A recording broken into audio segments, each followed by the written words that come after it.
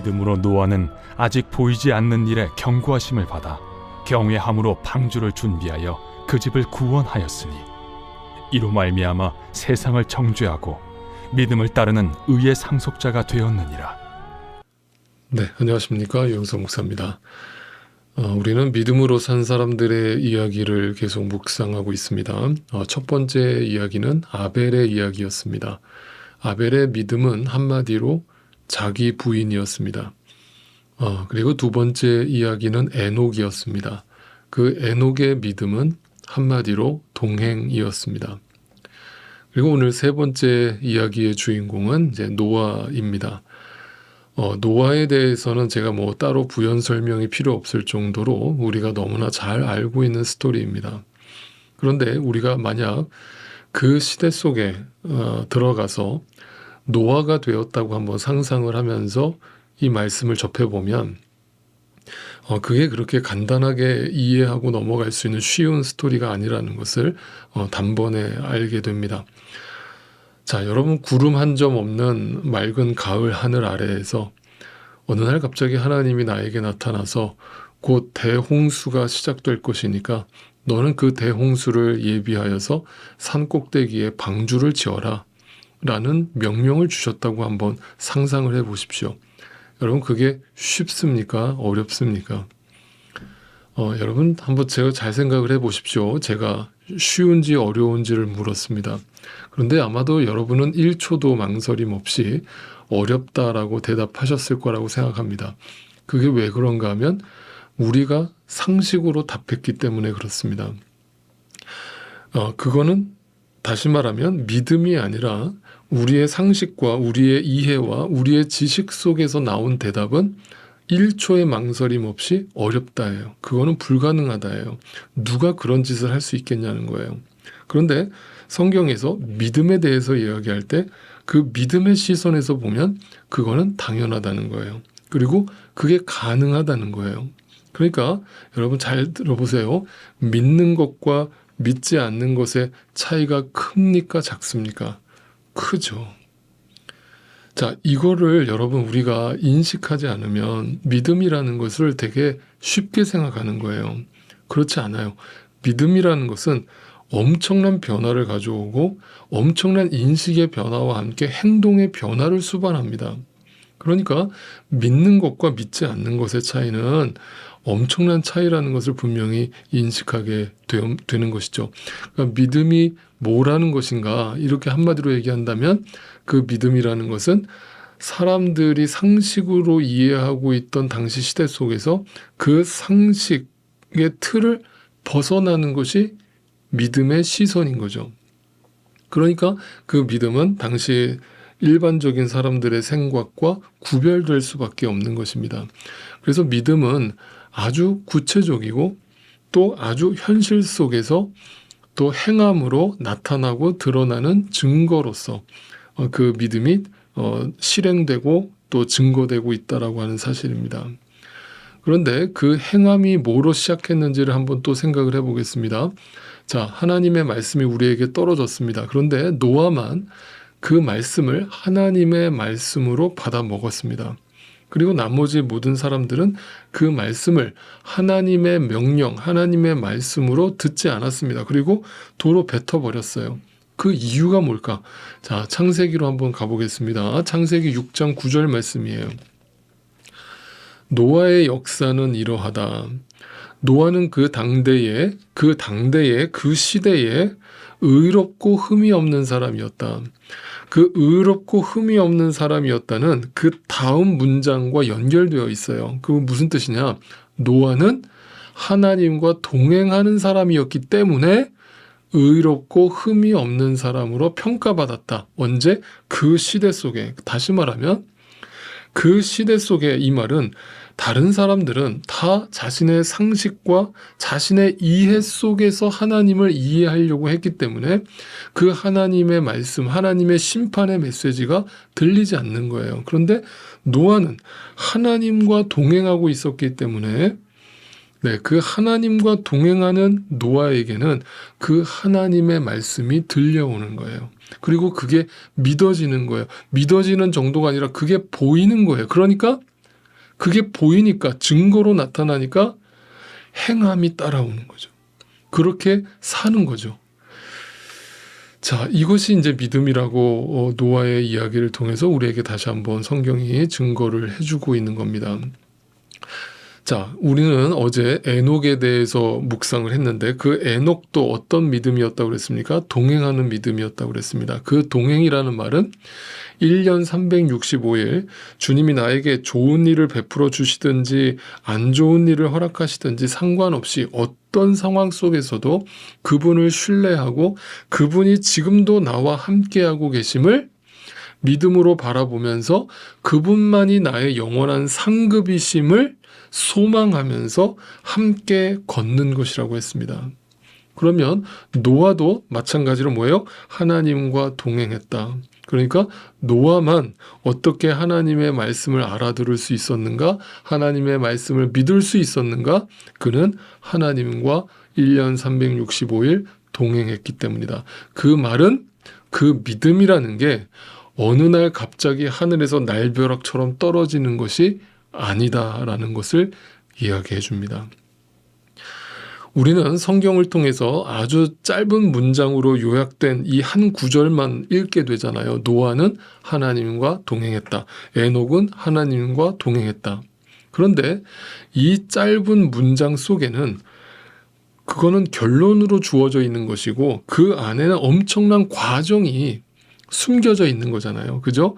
그러니까 우리는 그 과정이 배제된 결론적인 이야기만 접하니까 이거를 쉽게 생각하거나 아니면 아예 엄두도 못 내는 거예요. 그런데 그 하나님과 동행하는 삶을 결론으로 만들어내시기 위해서 하나님은 에녹과 노아와 또 아벨의 삶 가운데 그 믿음으로 하나님과 동행하는 삶을 만들어내기 위해서 엄청난 과정을 허락하셨다는 걸 생각해 보게 되는 겁니다. 그렇다면 노아가 어떻게 하나님과 날마다 동행하게 되었는가를 생각해 봐야 되는 거예요.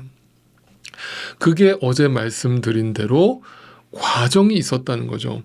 그 과정은 노아만 그런 게 아니고 에녹만 그런 게 아니고 아벨만 그런 게 아니고 성경에 나오는 모든 인물들이 다 그 과정이 허락되었다는 거예요. 오늘날 우리에게도 동일하다는 거예요. 모세도 그랬고 아브라함도 그랬고 야곱도 그랬고 요셉도 그랬고 어느 날 갑자기 그 믿음이 생긴 게 아니라 하나님이 지독하게 그들을 훈련하시고 연단하시고 그들을 만들어 가시는 긴 과정을 통해서 그 믿음의 동행이 나오게 되었다. 그 훈련이 성경에서 뭐라는 거예요? 네, 광야 40년인 거죠. 자, 우리는 보통 이제 연단, 훈련, 이런 광야 40년 이런 얘기를 하면 하나님이 우리를 로봇처럼 온전히 자기 말에 순종하는 종으로 만들기 위해서 우리를 막 협박하고 윽박지르고 우리를 막 구속하는 이런 모습으로 상상하시는데 그런 게 아니라 여러분 하나님은 우리를 로봇처럼 만들지 않았잖아요. 하나님은 우리를 인격적인 존재로 만드셨잖아요. 그러면 인격적인 관계 속에서 하나님의 훈련이 이루어진다는 걸 이해하셔야 돼요. 그러면 그 훈련 속에서 명령과 또 그 명령에 대한 응답이 어떤 삭막한 관계 속에서 이루어지는 게 아니라 한마디로 이런 거예요. 야, 너 내 말 안 들어? 내 말 안 들으면 너 지옥 보낼 거야? 내가 너 죽여버릴 거야? 이런 식으로 하나님이 협박해서 그 말에 순종하게 만드는 게 아니라 그래서 하나님과 동행하게 만드는 게 아니라 그 광야 40년 내내 우리가 그 하나님과 계속 1년 365일 동행하게 만들기 위해서 그 결론을 만들기 위해서 그 긴 과정을 어떻게 우리를 연단하시고 훈련하시는가? 얘야 힘들지. 이해 안 가지. 때로는 거부감도 생기지. 괜찮아. 그런데 나를 믿어. 힘을 좀 내봐.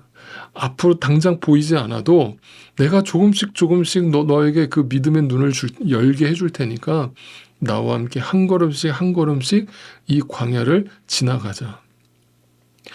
지금 평가하지 말고 지금 결론 내리지 말고 지금 아무것도 보이지 않는다고 지금 무료하다고 여기서 주저앉지 말고 조금만 나랑 함께 더 가자.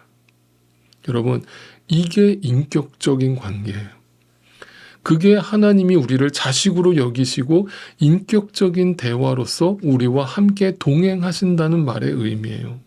그러니까 하나님은 내 말 안 들을래? 내 말 안 들으면 너 죽을래 살래? 이런 식으로 협박하시는 게 아니라, 극단적 명령을 내리시는 분이 아니라, 얘야, 그리로 가면 안 된다. 거기로 가면 망하는 길이다. 거기로 가면 바다야. 거기는 세상이야. 바다에 너 홀로 가면 빠져 죽는다. 그러니까 내 말 듣고 여기로 돌아와. 여기로 가자.